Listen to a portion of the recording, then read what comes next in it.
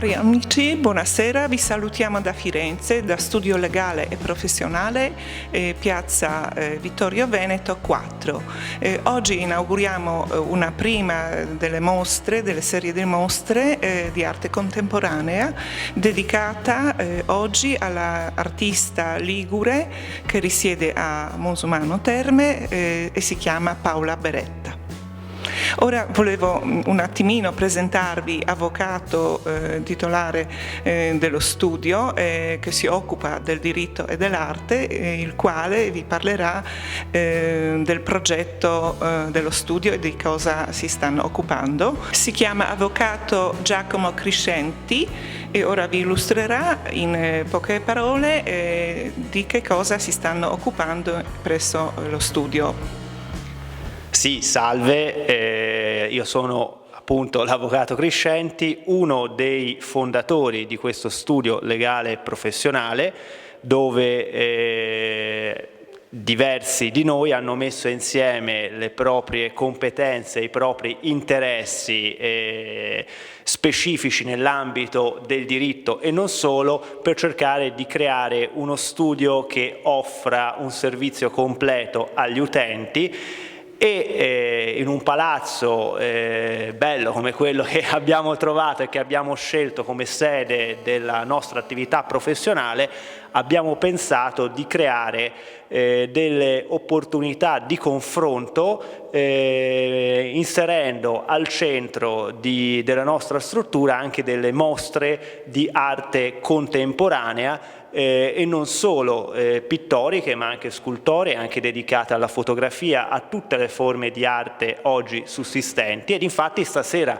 inauguriamo di fatto questa stagione che io definirei un vero e proprio progetto culturale, ancora prima che professionale, e che avrà una durata almeno annuale. E non a caso la serata e il progetto si chiama l'arte del diritto, perché il diritto è arte. Se coniamo la definizione del nostro maestro, di tutti noi fondatori di questo studio, il professor Paolo Grossi, presidente emerito della Corte Costituzionale, il quale ci ha sempre insegnato che il diritto è ordinamento del sociale, e se il diritto è ordinamento del sociale va da sé che è arte.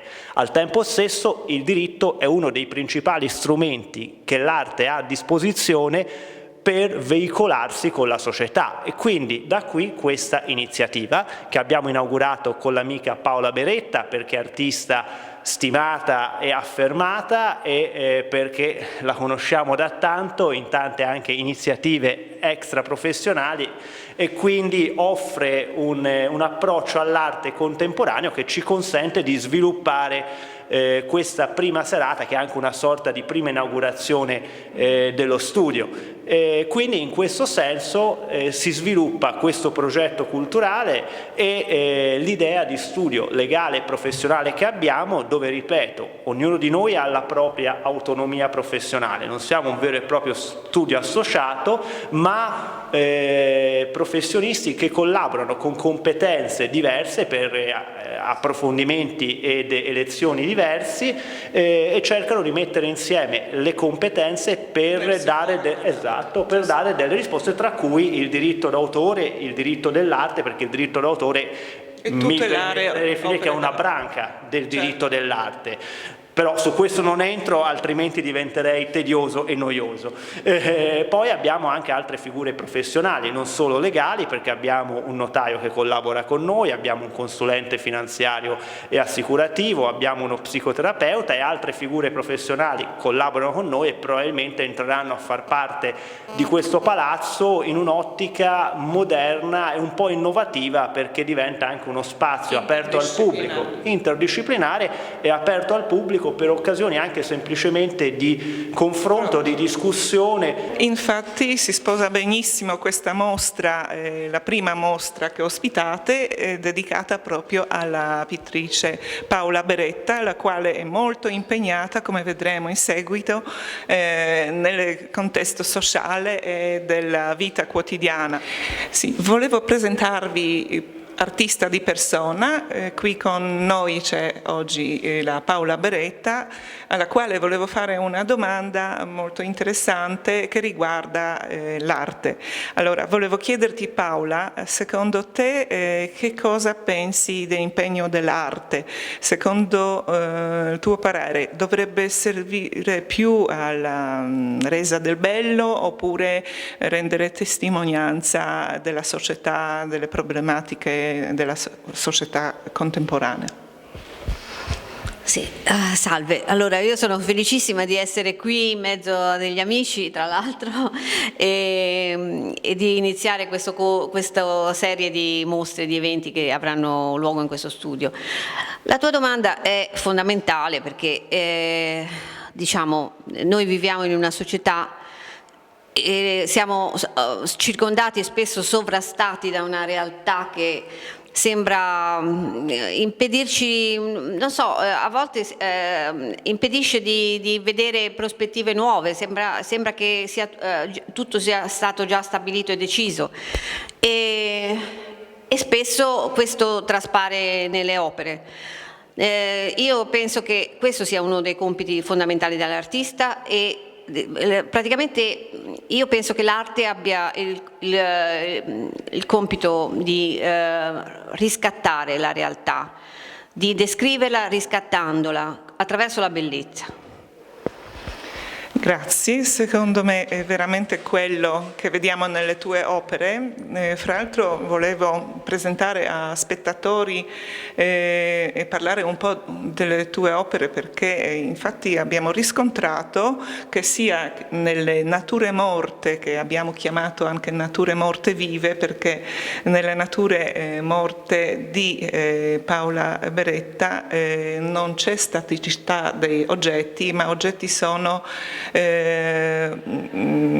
molto rappresentativi e simbolici della vita quotidiana e sembra in attesa imminente di essere usati, oppure sono veicoli della vita, come per esempio in alcune tue rappresentazioni dove avevi rappresentato delle scarpe dalla quale germogliano delle piante.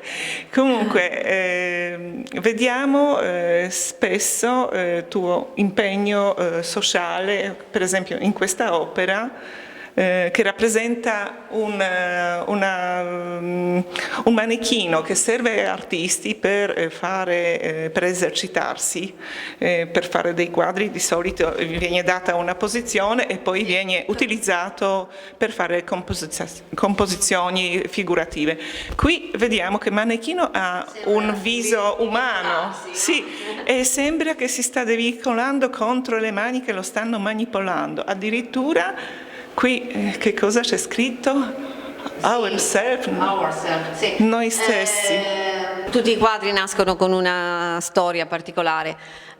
Questo doveva essere andare in Svizzera per rappresentare il 150esimo anniversario dell'Unione d'Italia. Feci un quadro che non mi piaceva e non ce lo mandai. E alla fine, modificando questo quadro, è venuta fuori questa insofferenza, questa ribellione, sì, e questo anche il buio che ci circonda, le figure che non sono mai nette, non sono definite, e non ti fanno capire in che mondo ti trovi. Spesso nei tuoi quadri appaiono le mani dell'artista mentre sta dipingendo, quindi è una cosa interessante che praticamente proietti te stessa dentro quadro, perché ovviamente si tratta di tue mani, entri dentro quadro, quindi è una caratteristica molto interessante. E invece queste figure di uomo e donna, quelle qui dietro le nostre spalle, queste installazioni. Sono manichini che ho fatto, anche loro sono sovraccaricati di simboli, sì, però ecco, devo dire una cosa, che almeno a me non sempre è chiaro, cioè io faccio queste cose Spontaneamente, sì, senza chiedermi. Ecco, io ho notato, mi sono convinta di una cosa, dipingendo, andando avanti con gli anni, cioè è meglio non chiedersi, è meglio fare quello che viene da dentro. E dopo ti accorgi cosa hai voluto esprimere, ma spesso te ne accorgi dopo. Sì. Come per esempio è successo con le 4 opere dedicate alla caduta del muro di Berlino. Sì. Abbiamo infatti qui in sala presente 4 opere dedicate all'anno 89, sì. dove vediamo 89. sì, dove vediamo proprio una previsione di quello che succederà, che oggi ahimè è accaduto, perché tu non potevi sapere della grande emigrazione oppure dell'emigrazione dall'Africa che avverrà, però è accaduto e nei tuoi quadri lo possiamo riscontrare, perché nel primo quadro che parla del riserva che hai riservato, è una parola scritta sul muro, in una parte di muro. Mi aveva colpito questa perché era molto ironica, no? Scritta sulla parte est, sì. E quindi praticamente io ho immaginato che la caduta di questo muro, che è avvenuta in modo atipico, perché non c'è stata una guerra, non ci sono stati morti, è avvenuta quasi con una festa popolare, e la gente ha riempito le strade, entusiasmo, abbracci, cioè è stata una cosa molto, molto soft, molto leggera. Sì, in questo momento sì, ma prima tanti morti però. Prima sì, prima della caduta, certo, ma la caduta stessa è stata una dissoluzione. E questo secondo me era la dissoluzione di un mondo.